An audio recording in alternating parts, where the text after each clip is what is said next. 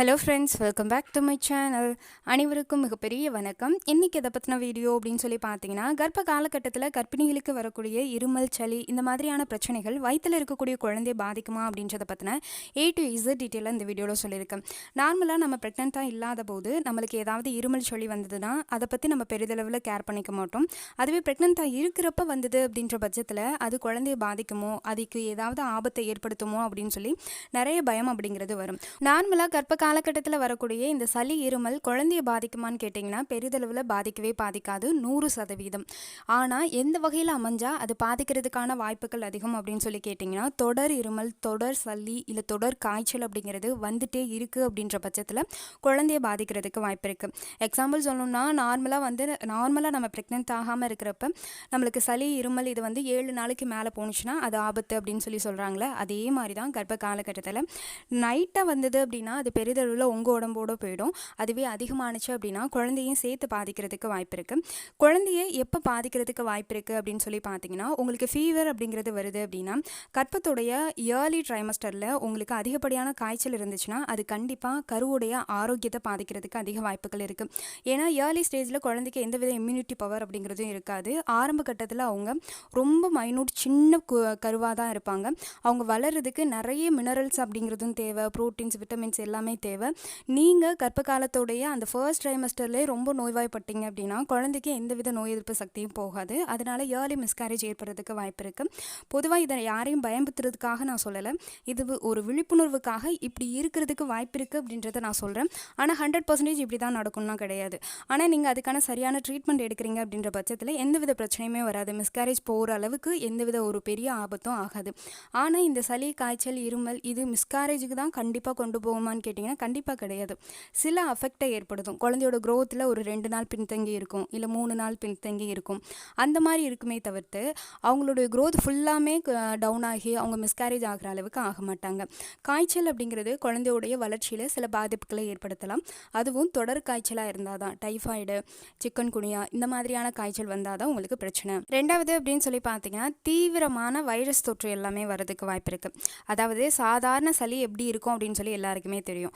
ஆனால் அந்த சாதாரண சளியை விட கடுமையான காய்ச்சலாக அது மாதிரி நிமோனியா இல்லை இன்ஃப்ளூயன்ஸா இந்த மாதிரியான சில வைரஸ் தொற்றுக்களை ஏற்படுத்துச்சு அப்படின்னா அது குறை பிரசவம் ஏற்படுறதுக்கோ இல்லை குழந்தையோட வெயிட் அப்படிங்கிறது ரொம்ப கம்மியாகி லோ பர்த் ஆகிறதுக்கோ ரொம்ப வாய்ப்புகள் அதிகமாக இருக்குது. ஏன்னா குழந்தைக்கு ஏற்படக்கூடிய தொற்றுக்கள் அப்படிங்கிறது கண்டிப்பாக குழந்தையோட ஹெல்த்தில் எந்த விதத்தில் பாதிப்பை ஏற்படுத்தும்னா, ஒன்று உங்களுக்கு வேம பிரசவம் நடக்கும், இல்லை அப்படின்னா குழந்தையோட வெயிட் கம்மியாக இருக்கும், அவ்வளோதானே தவிர குழந்தைக்கு உயிருக்கு ஆபத்தை ஏற்படுத்தும் அந்த அளவுக்கு போகாது. இந்த மாதிரியான விஷயங்களை ஏற்படுத்துறதுக்கு வாய்ப்புகள் இருக்குது. இப்போ உங்களுக்கு தொடர் இருமல், சளி இதெல்லாம் இருக்குது. இதுக்கு என்ன செய்யலாம் அப்படின்னு சொல்லி கேட்டிங்கன்னா, டாக்டரை கன்சல்ட் பண்ணி அதுக்கான மெடிசன் எடுக்கலாம். என்ன செய்யக்கூடாது அப்படின்னு சொல்லி கேட்டிங்கன்னா, நீங்களாக எந்த ஒரு மெடிசனும் எடுக்கக்கூடாது. எக்ஸாம்பிள் சொல்லணும்னா, நார்மலாக நம்ம காய்ச்சல் வந்தால் என்ன சாப்பிடுவோம்? பேராசிட்டமால் எடுத்துப்போம், டோலோ டேப்லெட் எடுத்துப்போம். இது எல்லாம் கர்ப்ப காலகட்டத்தில் எடுக்கவே கூடாது. நீங்கள் ஓனாக எந்த ஒரு மாத்திரை, மருந்து இல்லை இன்ஜெக்ஷன் இது எதையுமே எடுக்காதீங்க. ஏன்னா ப்ரெக்னன்சி சமயத்தில் குழந்தைக்கு அந்த டோஸ் அப்படிங்கிறது சரியான அளவில் இருக்காது. குழந்தையுடைய கருவுடைய வளர்ச்சிக்கு அது ஆபத்தை ஏற்படுத்தலாம். முடிஞ்ச வரைக்கும் இதை மட்டும் நீங்கள் அவாய்ட் பண்ணிக்கோங்க. ஏன்னா கர்ப்ப காலகட்டத்தில் டாக்டருடைய கன்சல்டேஷன் இல்லாமல் நீங்கள் எடுக்கக்கூடிய எந்த மருந்தாக இருந்தாலும் உங்கள் குழந்தையை பாதிக்கிறதுக்கு அதிக வாய்ப்புகள் இருக்குது. இதுக்கு பாதுகாப்பான முறையில் நம்ம என்ன செய்யலாம் அப்படின்னு சொல்லி கேட்டிங்கன்னா, மருத்துவருடைய ஆலோசனையோட சளி, இருமல் மருந்து டானிக் எடுத்துக்கோங்க. இல்லை அப்படின்னா உங்களுடைய கைனகாலஜிஸ்ட்டை அட்டென்ட் பண்ணி அவங்கக்கிட்ட நீங்கள் ட்ரீட்மெண்ட் பண்ணிங்கன்னா அதுக்கான சப்ளிமெண்ட்ஸ், ஃபர்தர் சப்ளிமெண்ட்ஸ் கொடுப்பாங்க. இதுவே உங்களுக்கு வைரஸ் தொற்று ரொம்ப சிவியராக இருக்குது அப்படின்னு சொல்லி கேட்டிங்கன்னா அவங்களுக்கு அதை சரி செய்கிறதுக்கு சில இன்ஜெக்ஷன் கொடுப்பாங்க, இல்லைன்னா குளுக்கோஸ் ஏற்றுவாங்க, இந்த மாதிரி விஷயங்களை செய்வாங்க. நீங்கள் வீட்டு வைத்தியமாக என்ன விஷயங்களை செய்யலான்னு கேட்டிங்கன்னா, ஹாட் வாட்டர் தாங்க. கர்ப்ப காலகட்டத்தில் சளி, இருமல் வந்தாலும் சரி, இல்லை உங்களுக்கு இன்ஃபெக்ஷன் மாதிரி ஏற்பட்டிருக்கு, இல்லை உங்களுக்கு த்ரோட் பெயின் வருது, இல்லை த்ரோட் இன்ஃபெக்ஷன் ஆன மாதிரி இருக்குது, இந்த மாதிரி எந்த பிரச்சனையாக இருந்தாலும் சரி ஹாட் வாட்டர் இன்டேக் எடுங்க. ஹாட் வாட்டர் அப்படிங்கிறது கை பொறுக்கிற சூட்டில் எடுத்துக்கோங்க. ரொம்ப கொதிக்க எடுக்கணும் அப்படின்னு நான் சொல்லலை, கை பொறுக்கிற சூட்டில் எடுத்துக்கோங்க. அதே மாதிரி நல்லா ரெஸ்ட் எடுங்க. உடம்பை ரொம்ப ஹைட்ரேட்டடாக வச்சுக்கோங்க. நார்மலாக உங்கள் உடம்புல நோய் எதிர்ப்பு சக்தி கம்மியாகிறப்ப தான் உங்களுக்கு இந்த மாதிரியான தொற்றுக்கள் அப்படிங்கிறது வரும். சில நேரங்களில் நீங்கள் ஏதாவது கூலிங்காக ஐட்டம் சாப்பிட்ருப்பீங்க, இல்லை அப்படின்னா புதுசாக ஒரு எந்த தண்ணியுமே குடிக்காமல் புது வகையான தண்ணியை குடிச்சிருப்பீங்க. இந்த மாதிரி கண்டிஷனில் சளி இருமல் அப்படிங்கிறது வர்றது இயல்பானது. இதுக்காக நீங்கள் கவலைப்பட வேண்டிய அவசியம்னா இல்லை. எந்த தண்ணியாக இருந்தாலும் நல்லா சுட வச்சு நீங்கள் வெதுவெதுப்பாக எடுக்கிறப்ப கண்டிப்பாக உங்களுக்கு எந்தவித பிரச்சனையும் வராது. ஏர்லி ஸ்டேஜில்னா நீங்கள் எதுவுமே ரெமெடிஸ் எடுத்துக்காதீங்க.